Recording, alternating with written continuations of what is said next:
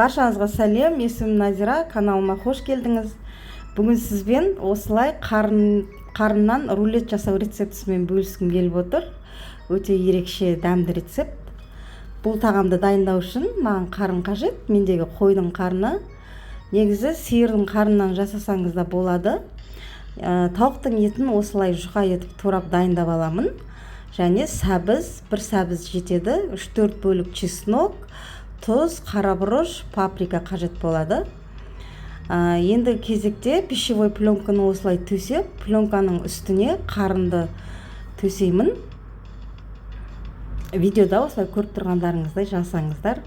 Қарынды осылай, сосын оның үстіне паприка сеуіп, чесноктың жартысын осыған себемін.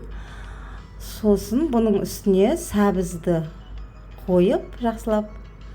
Видеомды соңына дейін қарап, каналыма тіркеліп, лайк басып, достарыңызбен бөлісіп қойыңыздар. Сәбіздің үстіне осылай тауықтың етін қоятын боламын. Оның бетіне тұз, қарабұрыш себемін. Бір рулетке жарты шай қасық тұзбен жарты шай қасық қарабұрышты қостым. Енді осыны әдемілеп жақсылап орайтын болам. Видеода осы көріп тұрғандарыңыздай жасаңыздар менімен бірге. Өте дәмді болады екен. Оның сыртын пищевой пленкамен орап, жіппен байлаймын бір ұшын. Достар, ой пікірлеріңізді комментарий бөлімінде қалдырып қойыңыздар. Болашақта менен қандай басқа тағы рецепттер күтесіздер, соны да жазып қалдырып қойыңыз. Сыртын осылай колбасаға ұқсатып, жақсылап жіппен орайтын боламын.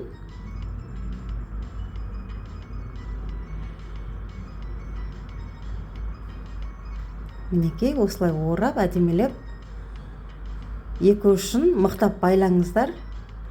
Суға салып қайнатқан кезде ішіндегілер шығып кетпес үшін екі ұшын мықтап байлаған дұрыс. Мінекей, менде осындай екі колбаса шықты. Енді дайын болған колбасаны рулетімді кастрюльге суға салып, 1,5 сағат пісіріп аламын қайнатып. Мінекей, мен рулетім дайын болды. Рулетті пісіп дайын болғаннан кейін жағы біраз суытып алып турасаңыз, оңай жақсы туралады. Осылай турап, енді бұның қасына гарнир жасасаңыз да болады. Мысалы, картошкамен, картофельный пюре, күріш, гречка гарнир жасап, дастарханға қойсаңыз, өте бір керемет дәмді тағам екен. Видеомды соңына дейін қарағаныңыз үшін сізге көп рахмет. Каналымда келесі кездескенше аман сау болыңыз.